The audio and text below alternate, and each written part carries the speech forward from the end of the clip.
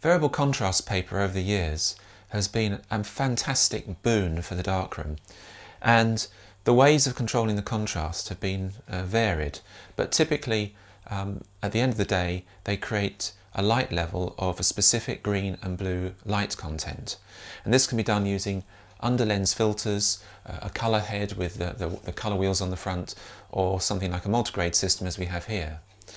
Now, the analyzer and the zone master in their standard form work on the basis that you're using a standardized filter either in the enlarger head or under the lens, and it doesn't necessarily know what your paper is, and it doesn't know how the paper reacts to the filter, so that with a uniform set of settings either on the enlarger or with filters underneath it, it tells you what the outcome will be on that particular paper for that combination of the contrast setting and the exposure.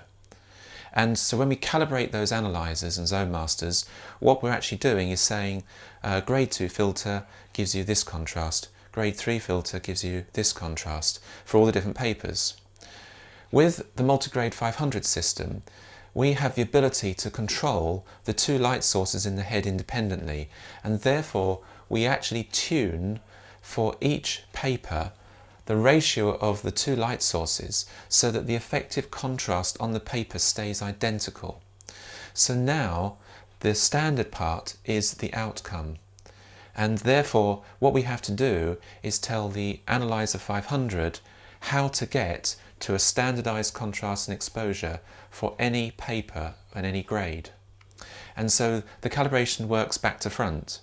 We tell the analyzer what it needs to do in terms of controlling the light sources to produce a unified result on the baseboard. And to do that is quite complicated. And in order for you to do your own calibration, although a few customers have done it for themselves, by far and away the easiest way to do this is to do some special contact prints with a step wedge and send those prints to me, and I do analysis with a number of spreadsheets and send you the results back to plug into the unit. So let me show you how to make this specialized test print and enter the data into the unit. The Analyzer 500 calibration is entered in a slightly different way to that of a standard analyzer or zone master. The numbers themselves are slightly different. You still have a set of grades and a set of exposure offsets, but in this case the exposure offset is always positive. But the contrast setting, which is used by the software inside, is quite a different number, and it's not representative of anything that you can measure in the outside world, but purely a number that works for the software inside to get the right ratio between the two light bulbs. Two further numbers exist on top of the numbers for each grade, and that is a high number with an H, which is the highest possible grade setting that you can get with that paper, and a low setting, which is the softest grade setting that you can get with this paper. Now sometimes these numbers are not at the extremes, but because of the limitation of the paper, these numbers, this one's quite a bit higher and this one's quite a bit lower, and that's because it tells the analyzer how far it can go in the calibration before it reaches the limit of the paper. Okay, let's take a look at how we enter the data, and then let's briefly look at how you generate the special test strip for a user calibration. The analyzer has a special test strip mode that produces a constant exposure but with changing grade for each of the different settings. You first of all need a test wedge, as before, because you're going to contact print that at each grade setting, and you need to set the analyzer to a specific light level so that all the calibrations are done with respect to a constant reference light. You turn the lamp on and you press and hold the measuring button of the probe until the word log comes up on display. You then release it and a constant live light level display is shown on the unit. You basically stick this under darkroom conditions on your baseboard, and you change the aperture and the height of the enlarger until this gets to 375. When that's done, you don't touch the enlarger or the aperture again, and you leave that light level alone, you now press the print button and it says the word test. On the baseboard, you either use a test strip maker and you put your step wedge under each finger one at a time, or you simply take a piece of your in photographic paper, on the back write the grade and the type, and then all you do is lay your test wedge on top of the paper to make the exposure, and just put that in the middle of the baseboard.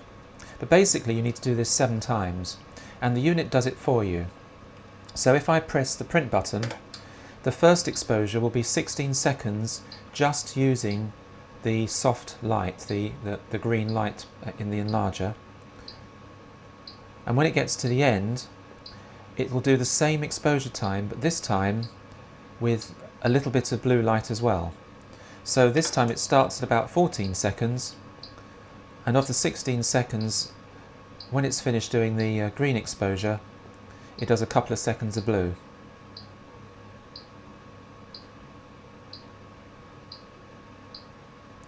And the next exposure has more blue than green, and further and further. And at the very far end, when it does the grade 5 exposure, basically it's using blue only. Anyway, to abort that test strip, I'm just going to press the cancel button, but normally once it's run the 7 strips, it automatically stops. Clearly, for each separate print, you need to write, a different grade number on the back so that you can identify them later on. Otherwise, you'll be scratching your head. And you send those prints off to me. This isn't something that's easily done yourself. Send these prints to me, and as long as I know the print time and you have white and black on the range of the print, I can measure that with a densitometer and give you a calibration to be entered in by yourself. Okay, I'm going to calibrate channel 7 on the Analyzer 500. I press and hold the calibration button down as before, but this time it's at the moment on channel 2, so I'm going to quickly press the button and then increase that to channel 7. And I'm going to set that, and so that's the offset for grade 00, and I can compare that to the number I have here, which is the correct, so it's grade 00 and the offset is 22, so that is correct. And the next one is 20. And again, the next one, just as before, we use the contrast buttons to select the grade that we're calibrating, and the up and down buttons to change the setting. So in this case of grade 1, it should be 17, and it's actually 0, so I need to increase that to 17. When you finish doing that for all the grades, you press the focus button and it goes on to do the contrast, and as before we've got the grades and the contrast setting, and again you use the grade button to change between the grades, and you use the up and down button to select the right value. So in this case grade 1 is set to 22, and here it should be set to 12, and so on. Grade 2 is 20, that's correct. Grade 3 is 36.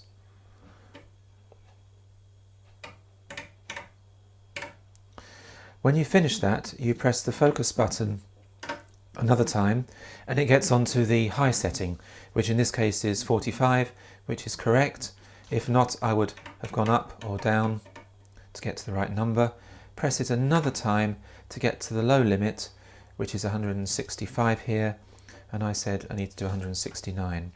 Now, the actual reality is that 165 is really the useful limit for any paper.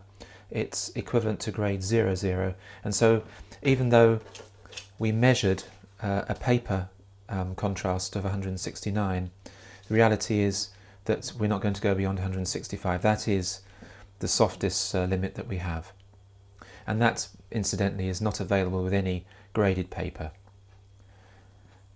And what's more, to add insult to injury, at these type of grade settings, virtually, well, I think any multigrade paper doesn't give you a true black, so it's really only used for burn-ins of highlights and things.